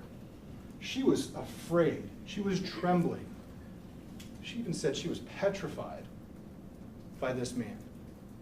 Not a man that she had seen on the news, this man who was doing what he did to her at the gym, who asked her, as he, after stroking his penis right next to her, waiting until she was on an exercise machine right next to him, stroking his penis and pushing it in her direction and asking her, do you see that? Do you like that? Is that not consistent with what he had done with Jane Doe 3 when he removed his penis from his bicycle shorts, standing there erect and holding it and smiling at her? You see that? You like that? That's what this defendant did. That is the extent of his sexual perversion. Lewd conduct in public. Lewd conduct in public can encompass a broad range of actual sexual conduct, right? Did the defendant, according to the first element, willfully engage in the touching of his own genitals? You have two separate incidents. You have the one where she unmistakably said he was touching and rubbing, stroking his penis as he sat next to her. And then you have the other incident where he gets into the jacuzzi with nothing on other than a tiny towel that's used to wipe down the equipment, and he sits right down next to her in an 8-person jacuzzi, and he begins moving his arm underneath the water. And as she described, and as you saw, he's masturbating. Yes, there's froth on the water. Yes, there's bubbles. Yes, she didn't actually see his penis. But who would look? And as you'll see, you don't have to see the penis. You don't have to actually see the exposed genitals for him to be guilty of lewd act in public. The defendant did so with the intent to sexually arouse or gratify himself or another person, or to annoy or offend another person. A very similar element to the indecent exposure count with Jane Doe 3. Almost identical. And that's getting into the mind of the sexual deviant, of the person who actually committed the act. What was his intent at the time? Was he trying to sexually arouse himself as he's stroking his penis and gaining an erection? Of course. Was he gratifying himself? Yes. But he was also annoying or offending another person. So he's guilty, according to that element. Was he in a public place? Of course. He's in an open gymnasium. Was someone else who might have been offended, were they present? Jane Doe number 5 described that she was. And did the defendant know, or reasonably should he have known, that another person who might have been offended was present? He sat down right next to her. He waited till she came on the exercise machine, and he began stroking himself. And then he stands in front of her, facing her, locking eyes with her, asking her, do you see this? Do you like that? That's a lewd act in public. When he goes into the jacuzzi, he walks out of the locker room, he gets a drink of water, he looks directly at her. Is she making that up? Is she lying about that? He targets her. He identifies her. He recognizes her. He walks out with his bathing suit in his hand, puts it on top of his backpack, wearing nothing but the towel, and he acts again. Consistent with what he had done before. He knew that she was present, and he knew that she would be offended by it. Elder abuse and elder battery, the additional counts as it relates to Jane Doe number 5. We're almost done. Jane Doe number 5 is a victim of elder abuse. And maybe not in the way that you might think of it or you see it on TV. It's not a theft, it's not physical pain, but she is a victim of elder abuse according to the law. The defendant, the first element, willfully inflicted unjustifiable physical pain or mental suffering on Jane Doe 5. Did the defendant inflict mental suffering on Jane Doe 5? You saw her demeanor in court. You saw how upset and irate and offended and hurt she was. You heard the descriptions from the gym managers. You heard the descriptions from the initial responding officer. She was still trembling. She was still petrified and afraid. That's mental suffering under the law. Was she an elder? Yes, because the law says it's anyone 65 or older and she's 77. When the defendant acted, he knew or reasonably should have known that she was an elder. As I said, you saw her. She's certainly over the age of 65. She's pushing 80. And the defendant still targeted her. Unjustifiable mental suffering is pain or suffering that is not reasonably necessary or is excessive under the circumstances. It's certainly excessive when a woman's just trying to go about her daily routine. 3 days a week, Monday, Wednesday, Friday, same time, every time, right? When this man decides to target her, not just once, but twice. And that under those circumstances, she should not have been subjected to anything, let alone the mental suffering that he inflicted upon her. Elder battery, similar to elder abuse in the last two elements, but the first element just requires that the defendant touched her in a harmful or offensive manner. Under those circumstances, in that jacuzzi, when he made physical contact by grabbing / touching / what is this when you put your hand around your arm on the elbow, as she said repeatedly, that's a grab, right? When he touched her in that offensive way, right as he had just been masturbating next to her, that's a battery. The slightest touching can be enough to commit a battery if it's done in a rude or angry way.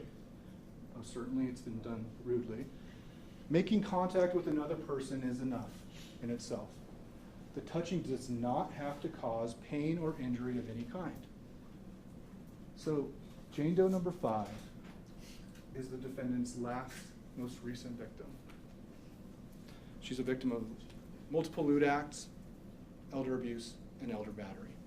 And there's been no evidence to dispute that. So you have to be asking yourself, God, what are they going to say? What's their theory of the case? How are they going to be able to overcome what happened here? All of this information, all of these women. And really, it comes down to this. Well, you can't believe all 5 of them, right? The presumption of innocence attaches, it exists, all the way through into your deliberations. But once you've all gotten together, decided the facts, and applied the law, you can overcome that presumption of innocence by the mountain of evidence that's been presented. It's not 1, it's not 2, but 3 women who've been raped. 5 women who were victimized by this man. But they would ask you to not believe any of them, or let alone all of them. Do you think that this was no strings attached consensual sex? There's no such evidence that's been presented to you to suggest that, to support that. But they're going to try to ask you to use the presumption of innocence to somehow poke holes, right? But when they try to poke those holes, none of it actually impacts the core facts of what happened. The peripheral, extraneous, things that the law instructs you that you get to decide whether they're important or not. So reject that argument. Who's heard the phrase of buyer's remorse?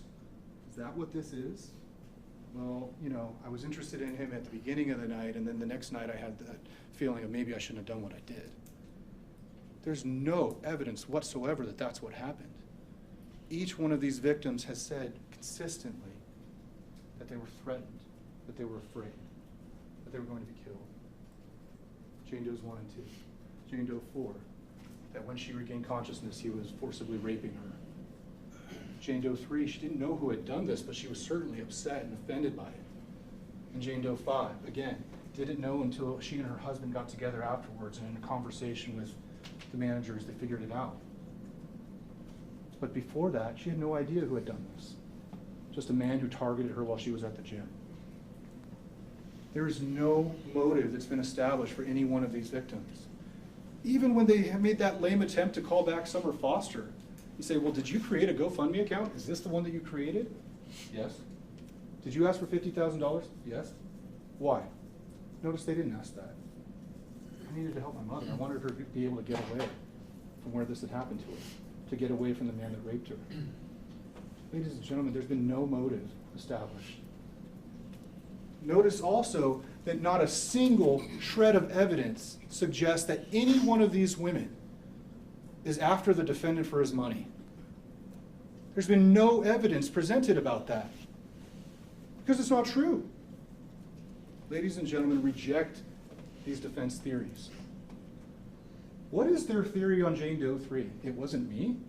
In opening statement, Mr. Watkins stood up and said, Jane Doe 3 is not going to accuse Mr. Winslow of anything.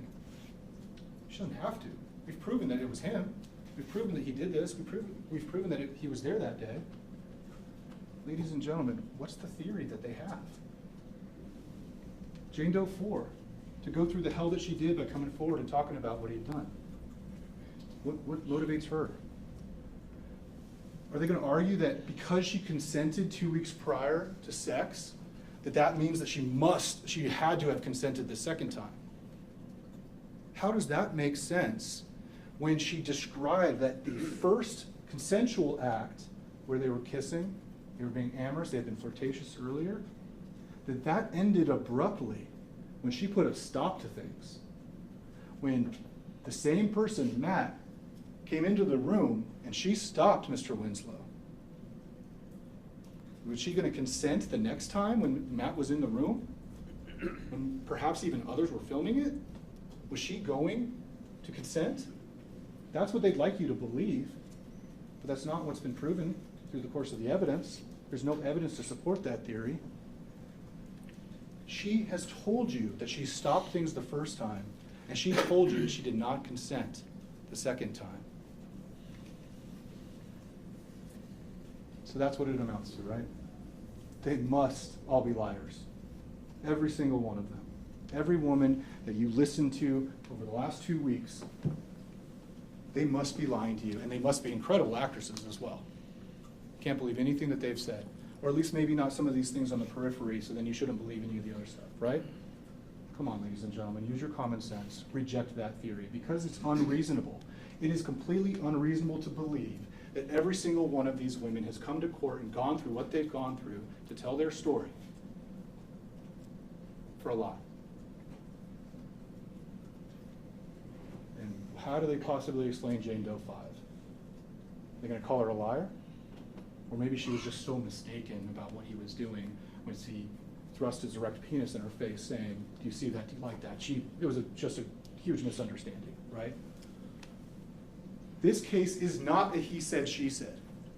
Reject that theory too. How could this case possibly be a he said, she said? This case is a she said, and she said, and she said, and she said, and she said. 5 separate women, 5 separate victims, all of whom have been confirmed and corroborated by each other. This man is a sexual predator who acted and victimized against every single one of these women. You as jurors have a duty to reject the defense theories because they're unreasonable. You have a duty to render true and just verdicts based upon the reasonable assessment of the evidence. The court told you that direct evidence can prove a fact by itself. The testimony of a witness is direct evidence. Circumstantial evidence is evidence of another fact from which you may logically and reasonably conclude the truth of the fact in question.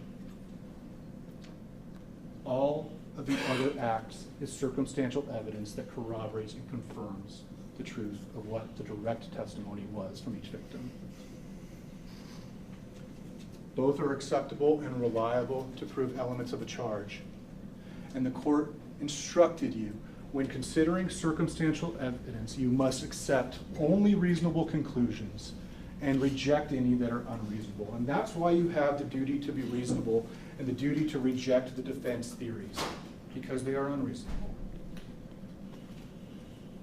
Every single one of counts 1 through 12, the charges, have been proven beyond a reasonable doubt.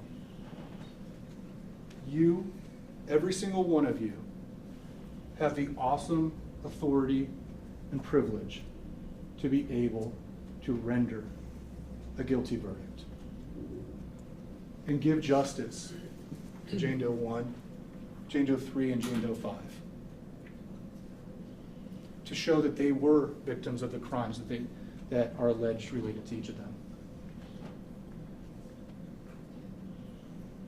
Give justice to Jane Doe 1 and 2. The evidence is proven beyond a reasonable doubt that he committed both of these forcible rapes against each of these women. That he kidnapped Jane Doe 1 in order to commit rape and oral copulation. That she withdrew her consent, that he threatened her.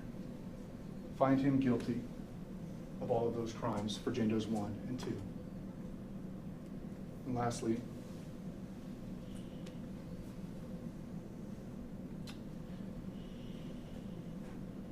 give Jane Doe 4 justice. It may be delayed, but give her justice because the evidence has proven beyond a reasonable doubt that he raped her in 2003. Thank you, Your Honor. All right, thank you. Mr. Carlos? Hour at least, do you think? That's up to the, I guess, the jury. You want to start now and break it up? So you do. I don't want to break up, so I'd rather. I'm sorry? I don't want to break anything up. I'd rather go straight. You want to through. go straight through for an hour? Okay. Do you want to break for lunch now and come back at 1? Or do you want to go straight through to 12:30? I see no hands being raised, so why don't we do this? Why don't we go ahead and take our break now? We will come back at 1, and we'll start up at 1 o'clock, and you can go straight through. How's that, Mr. Carlos? It's fine, man. That's up to the jury, Your Honor. I can do either. Okay.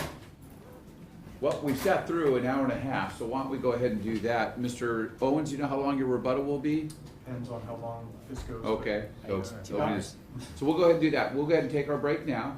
So we'll come back early. We'll come back at 1 o'clock, and we'll see everybody back here at 1. Please remember the admonition, don't discuss the case with anybody or form or express.